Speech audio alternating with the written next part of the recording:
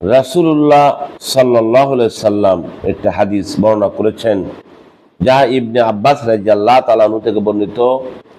আর যখন রাসূলুল্লাহ সাল্লাল্লাহু আলাইহি সাল্লামের উপরে নামাজ ফরজ হলো, নামাজ ফরজ হওয়ার পরে উনি যাকাতের ফরজ বিধান আল্লাহ সুবহানাহু ওয়া তাআলা তাকে বলে দিলেন।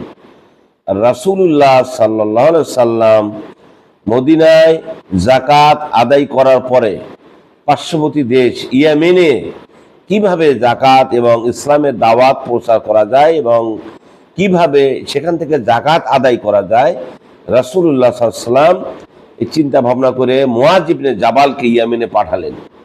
যেহেতু আল্লাহ রাসূলকে আল্লাহ সুবহানাহু ওয়া তাআলা বলছেন, ইয়া আইয়ুহা রাসূল বাল্লিগ মা উনজিলা ইলাইকা মির রাব্বিক, তোমার রবের পক্ষ থেকে তোমার কাছে যে আদেশ হয়েছে তুমি তাহা প্রচার করো। এই জমিনের কোথাও আল্লাহ রাসূল দাওয়াত পৌঁছানো বাকি রাখেন নাই, তোমার কাজ হলো পৌঁছে দেওয়া। আর আল্লাহ বললেন তোমার কাজ শুধু পৌঁছে দেওয়া, আর বাকিটা আমি দেখব। এই পরিপ্রেক্ষিতে রাসূলুল্লাহ সাল্লাল্লাহু আলাইহি সাল্লাম মুআয ইবনে জাবালকে ইয়েমেনে পাঠালেন। কিসের জন্য? যাকাত আদায় করার জন্য।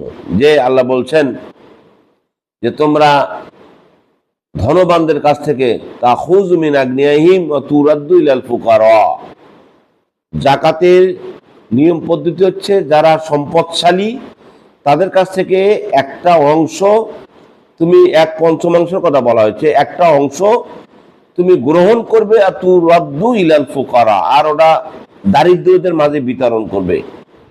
মুআয ইবনে জাবালকে যখন ইয়েমেনে রাসূলুল্লাহ সাল্লাল্লাহু আলাইহি সাল্লাম পাঠালেন, তখন একটা কথা সাবধান করে দিলেন যে মুআয ইবনে জাবাল তুমি তো যাচ্ছ, তাদেরকে প্রথম কালেমার দাওয়াত দিবে, যে তারা যদি মেনে নেয় যে লা ইলাহা ইল্লাল্লাহ, আল্লাহ ছাড়া কোনো মাবুদ নেই, মুহাম্মদ সাল্লাল্লাহু আলাইহি সাল্লাম আল্লাহর একজন রাসূল, এই কথা যখন তারা স্বীকার করবে, তখন তাদেরকে দাওয়াত দিবে তারা যেন আল্লাহ সুবহানাহু ওয়া তাআলা দৈনিক 5 ওয়াক্ত নামাজ ফরজ করেছেন, তোমরা নামাজ আদায় করবে।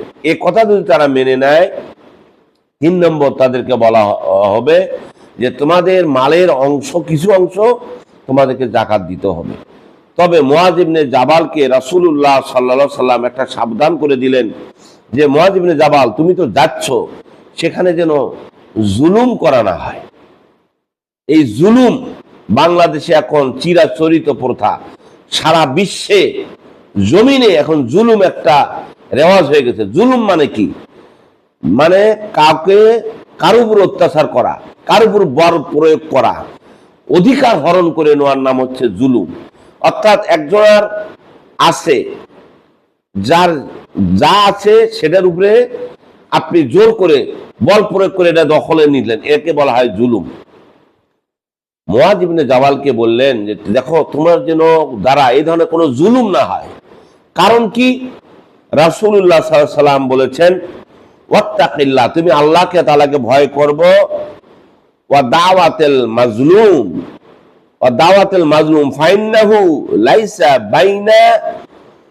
বাইনাহু ওয়া বাইনাল্লাহি হিজাব।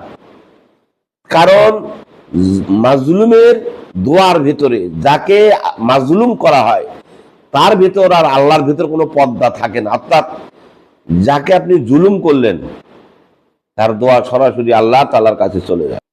রাসূলুল্লাহ সাল্লাল্লাহু আলাইহি সাল্লাম বললেন যে তুমি কাউকে জুলুম করো না, কারণ যে জুলুম শিকার হলো তাকে বলা হয় মাজলুম, আর যে অত্যাচার করলো তাকে বলা হয় জালেম।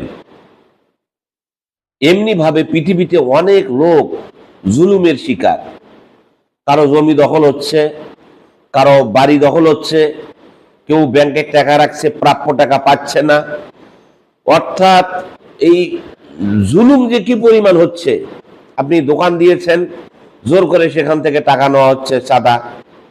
অর্থাৎ প্রতিটি সেক্টরে এখন জুলুমের শিকার, প্রতিটি সেক্টরে এখন জালেম এবং মাজলুমের তারতম্য আছে। আল্লাহ রাসূল বললেন ওয়াত্তাকিল্লাহ, তুমি আল্লাহ তাআলাকে ভয় করবে, কিন্তু কারো উপরে যেন জুলুম না হয়, কারো উপরে যেন বল প্রয়োগ না হয়। তা অর্থাৎ তাহলে, কারণ যার উপর বল প্রয়োগ করা হলো